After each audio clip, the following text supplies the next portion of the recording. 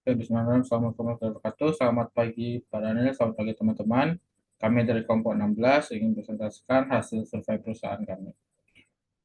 Dari kelompok 16 terdiri dari Ade Tana Noviani dengan nomor induk mahasiswa 31660. Yang kedua ada Prestina Tabita Erlin dengan nomor induk mahasiswa 31650. Yang ketiga ada Dian Novita Nurwandari dengan nomor induk mahasiswa 31629. Dan saya sendiri Muhammad Dwi Wicaksono dengan nomor induk mahasiswa 29718.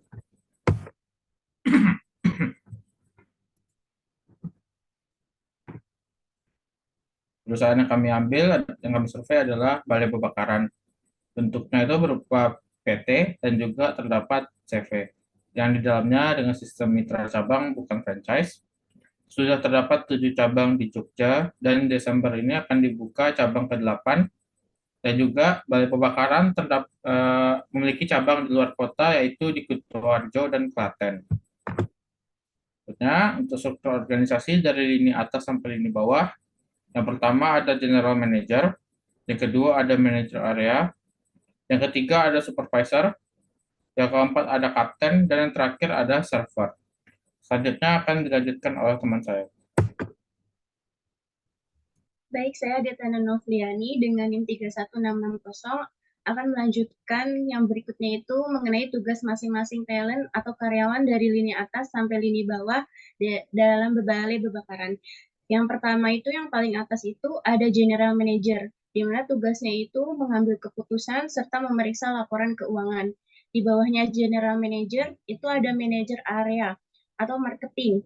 Tugasnya itu terbagi menjadi bagian utara dan selatan, dan di setiap cabang memiliki satu kepala.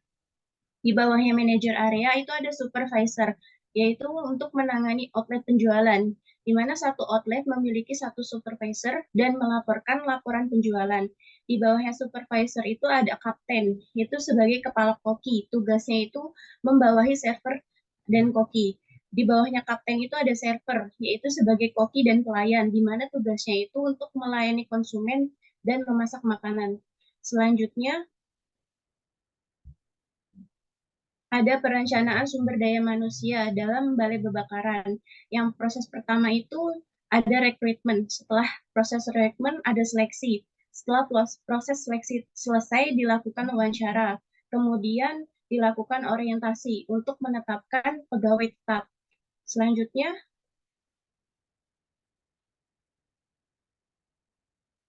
ada proses rekrutmen karyawan dalam Balai Bebakaran, di mana dilakukan yaitu melalui media sosial seperti WhatsApp, Instagram, dan Facebook. Untuk selanjutnya akan dilanjutkan oleh teman saya. Baik, di sini saya Diana Vita Nurwandari dengan NIM 31629 akan melanjutkan presentasi.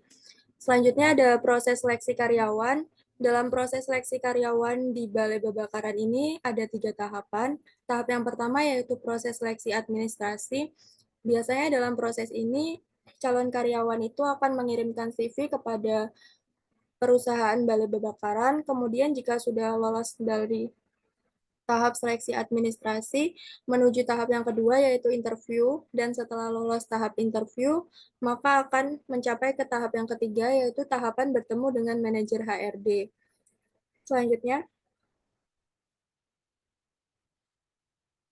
untuk proses orientasi, pelatihan, dan pengembangan karyawan di Balai Bebakaran digunakan agar karyawan mengetahui informasi mengenai seluk-beluk resto. Biasanya dilakukan dengan program magang selama 3 bulan awal. Jika lolos dari program magang tersebut, maka akan diangkat menjadi pegawai tetap. Pada proses orientasi, pelatihan, dan pengembangan karyawan ini memberikan edukasi tentang bagaimana cara melayani konsumen dengan baik, seperti cara menerima komplain, kritik, dan saran, serta pelatihan cara menerima pesanan dan membawa buku menu.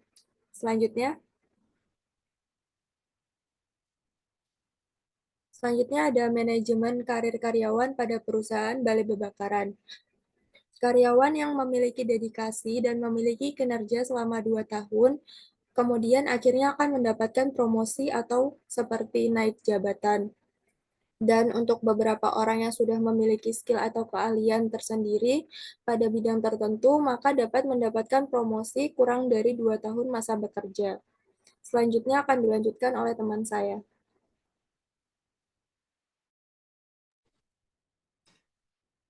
Perkenalkan, saya Christina Tabida Erlin dengan nomor induk mahasiswa 31650 akan melanjutkan presentasi sebelumnya. Untuk slide ini, kita akan membahas tentang proses penilaian kinerja karyawan. Proses penilaian kinerja karyawan pada Balai Pembakaran Group itu terdiri dari penilaian dari perilaku karyawan, tentang bagaimana cara karyawan tersebut berkomunikasi dengan karyawan dan konsumen, kemudian tentang cara bersikap, dan yang terpenting adalah kejujuran.